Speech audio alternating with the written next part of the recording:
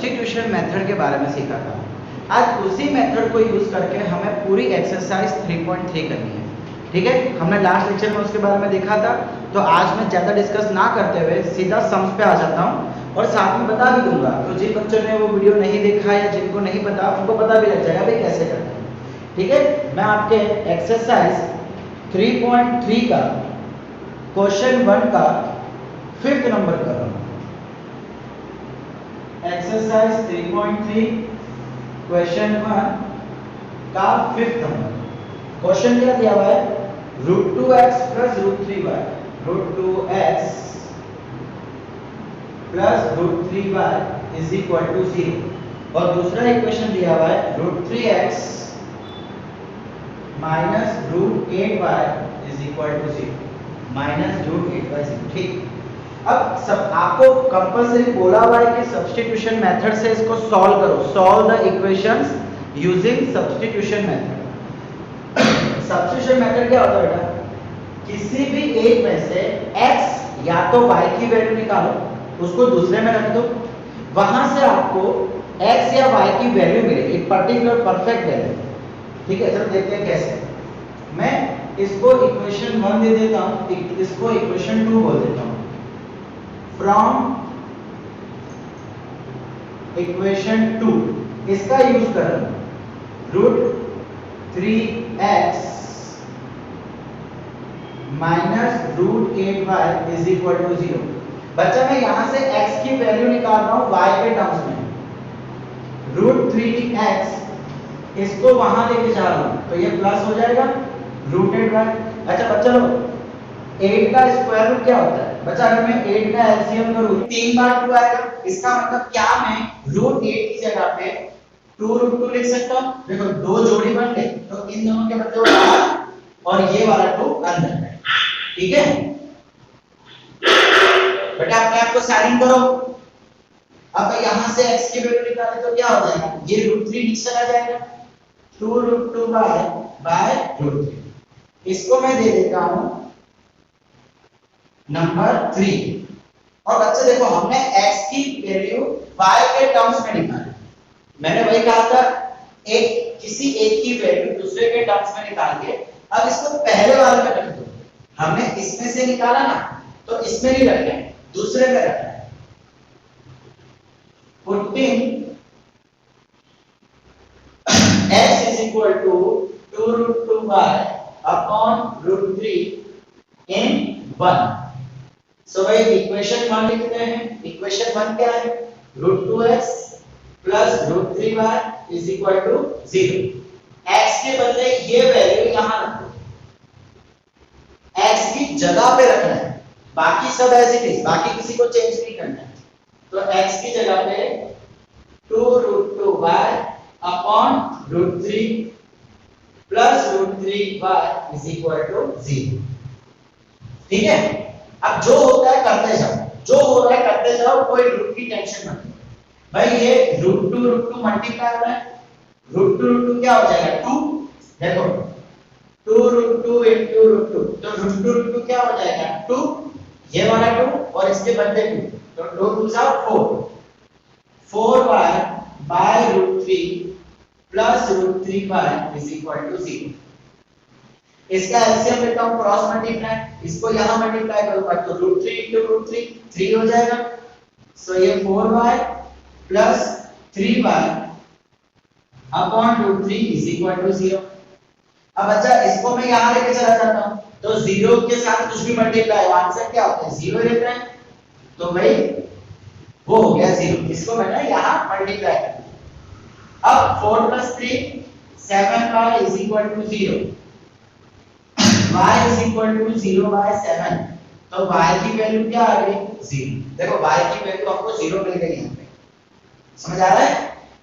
अब हमने क्या किया? x की वैल्यू y की निकाली, उसको पहले में रखी, वहां से हमें y की एक परफेक्ट वैल्यू मिली। इस परफेक्ट वैल्यू को या तो इसमें या तो इसमें या तो इसमें, आपको जहां चाहे रखना है रख दो। इसमें रखना है, इसमें रखना है, कि इसमें रखना है, जहां रखना है रख दो। भाई ये सबसे इजी रहेगा, तो मैं ये वैल्यू को उठा के यहां रख देता हूं। Putting y is equal to 0 in 3. Therefore x पहले तो ये इक्वेशन पूरा लिख लो 2 root 2y by root 3 x is equal to 2 root 2 by root 3 y के बदले 0 y के बदले 0 तो भाई 0 into anything 0 से कुछ भी मल्टीप्लाई करो आंसर क्या आएगा 0 समझ आ रहा है बच्चों क्या बोल रहा हूं मैं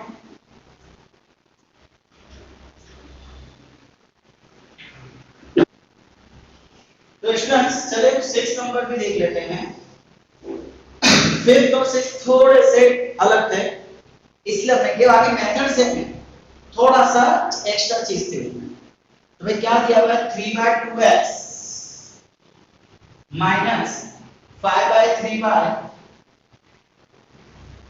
is equal to -2 और सेकंड इक्वेशन दे रखा है हमको x/3 plus y/2 is equal to 13/6 अब अच्छा तो यहां पे क्या करो सबसे पहले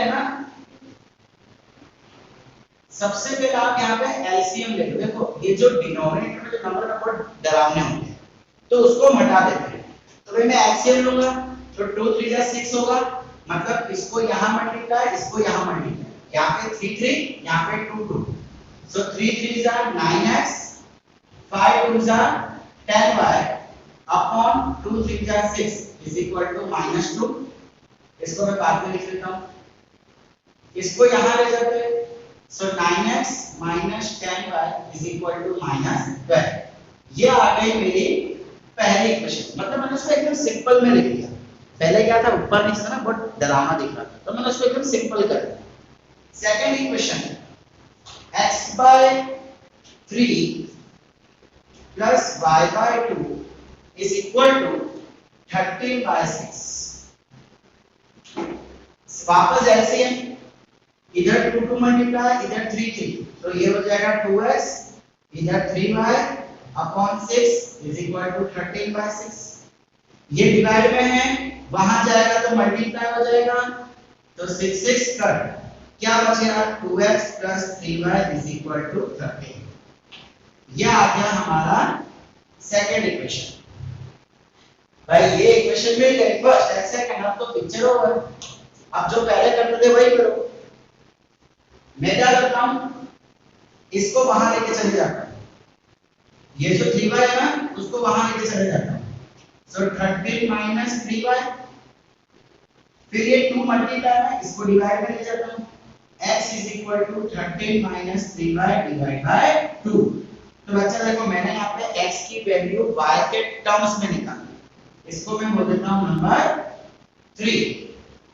यहां से मैंने x की वैल्यू निकाली ना तो इसको नंबर 1 पे रख दूंगा x की जगह पे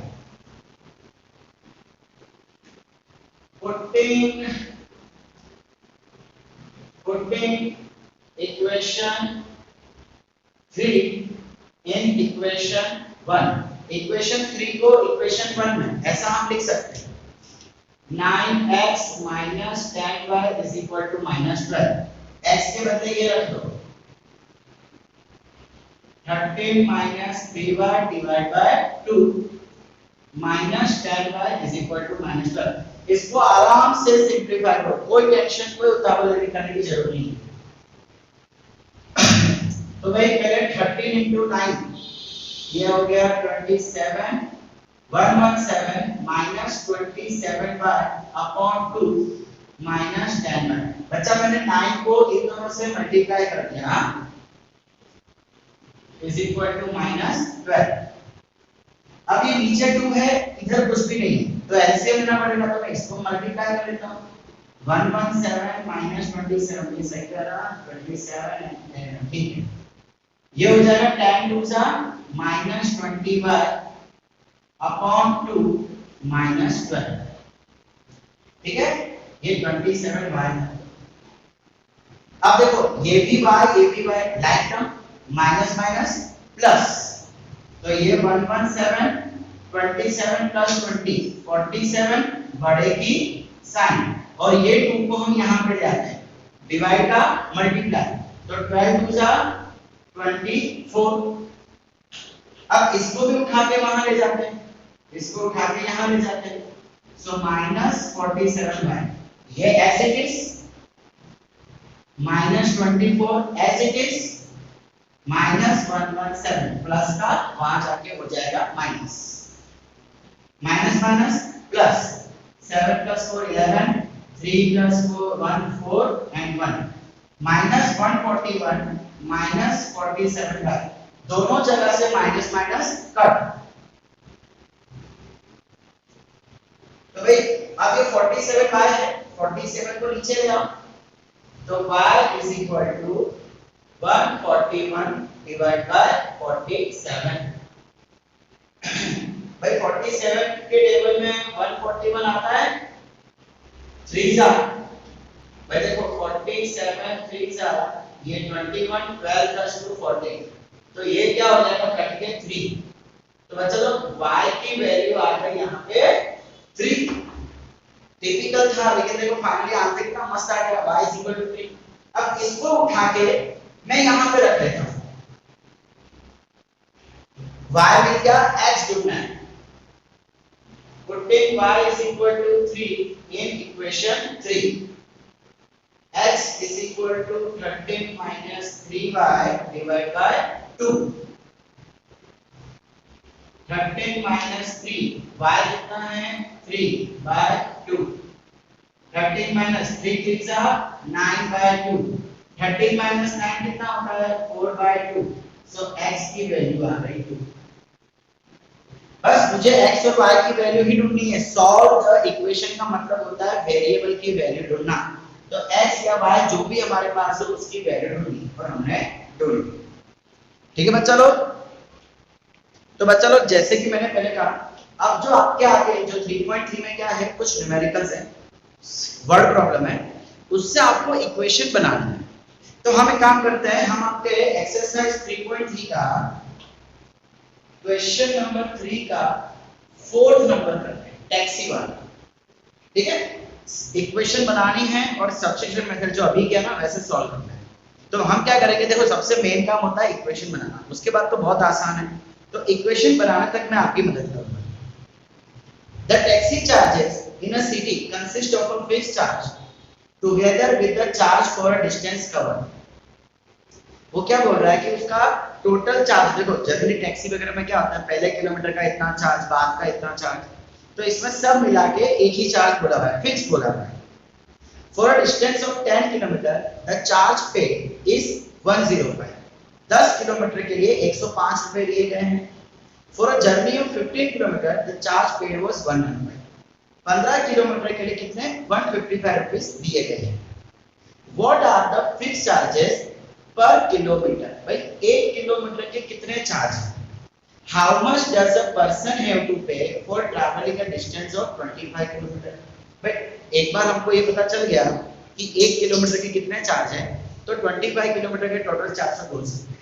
ठीक, अब इसको कैसे किया जाए भाई, कैसे किया जाए, चलिए आइए भाई, हमने जितना भी डिस्टेंस ट्रैवल किया उसको हम x ले लेते हैं और 1 किलोमीटर के रुपए को हम y लेते हैं। Late x kilometre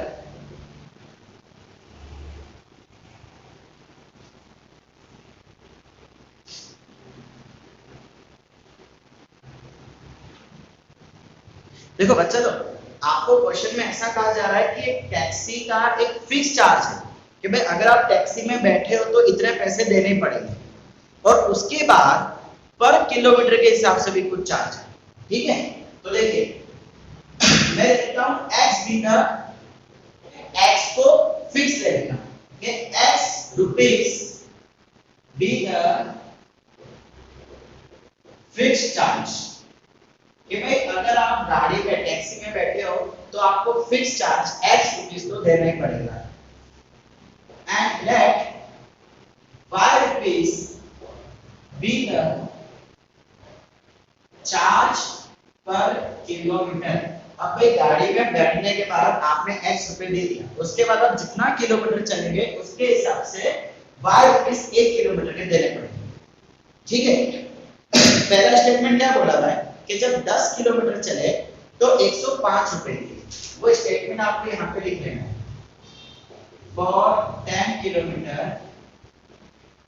the charge is 105।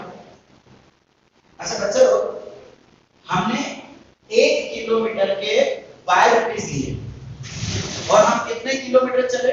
10 kilometre. तो टोटल रुपीस कितना हो जाएगा? 10 बाय, ध्यान से सुनो मैं क्या बोल रहा हूं। 1 किलोमीटर के 5 रुपीस है, 1 किलोमीटर के 5 रुपीस है और हम टोटल कितना चले? 10 किलोमीटर। 1 किलोमीटर के बाय तो 10 के कितने क्रॉस मल्टीप्लाई हो जाएगा, तो 10 बाय हम बोल सकते हैं।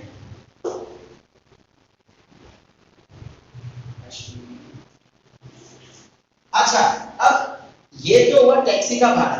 अब फिक्स चार्ज भी देना है। फिक्स चार्ज कितना है? x। तो मैं इसमें x को ऐड कर दूं तो टोटल कॉस्ट हो गया। टोटल कॉस्ट कितना है? 105। तो चलो ये बन गया आपका पहला इक्वेशन। अब सेकंड इक्वेशन क्या बोला हुआ है? For 15 kilometre the charge was rupees 155। भाई 15 किलोमीटर के लिए 155 रुपीस दिए गए, राइट।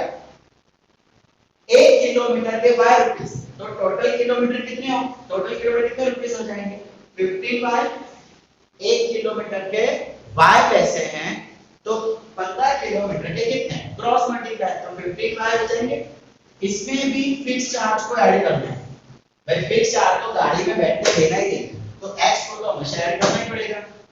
इस समय कितने रुपीस है? 155। लीजिए, ये क्या आ गया आपका सेकंड इक्वेशन। बस अब आपको बोला भाई सब्स्टिट्यूशन मेथड करनी है, तो यहाँ पे x या y निकालो, उसको इसमें रखो, आपको वैल्यू मिलेगी। फाइनली x और y की वैल्यू मिल जाएगी। कर सकते हो बच्चा इसके बाद तो अब